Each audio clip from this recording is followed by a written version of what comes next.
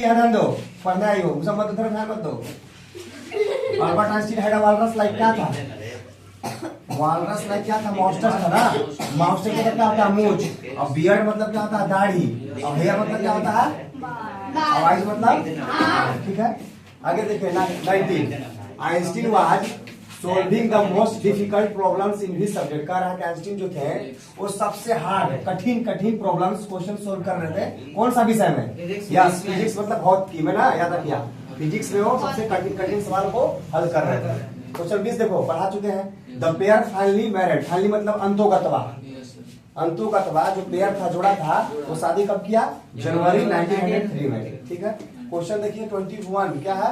The couple finally divorced in which year. कह रहा है कपल जो था वो अंतोगतवा कब, किस वर्ष उन लोग का डाइवोर्स हो गया?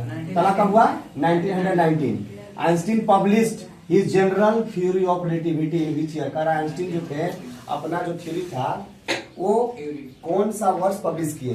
कौन सा थ्योरी था? थ्योरी ऑफ रिलेटिविटी, है ना। कब किए थे? 1915। नोट क्या है? जब पब्लिश हुआ तो क्या हो गया? Which provided a new interpretation of gravity. Gravity के बारे में नया व्याख्या जुड़ गया। जब पब्लिश हुआ तो गुरुत्वाकर्षण के बारे में एक नया अध्याय जुड़ गया, लोगों का सोच बदल गया, है ना। आगे देखिए, छोड़ दो, यहाँ देखो 22 देखो 23 देखो। Einstein receive the Nobel prize for his subject. कर आइंस्टीन जो थे नोबेल प्राइज उनको कौन सा सब्जेक्ट के लिए दिया गया? तो फिजिक्स के लिए दिया गया। याद रखिएगा, दुनिया का one of the most prestigious award बता रहे हैं, सुनिए, सबसे प्रेस्टिजियस अवार्ड है।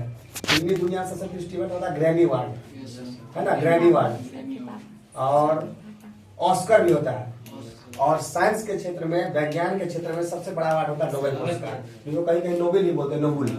आगे देखिए 24 Einstein got Nobel prize in which year. कब उनको मिला था? कौन सा साल? 1921 में उनको नोबेल प्राइज मिल चुका था। 25 देखिए, इन व्हिच ईयर नाजीज, देखो वही नाजी जो इतिहास में पढ़े थे हम लोग, हिटलर, नाजीज पार्टी का संस्थापक।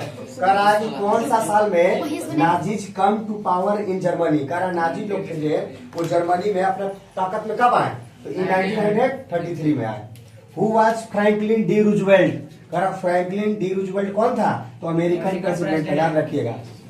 अमेरिकन प्रेसिडेंट कौन थे? D Roosevelt, Franklin D Roosevelt. आपका पापा है। चलो ठीक है, ठीक है पवन।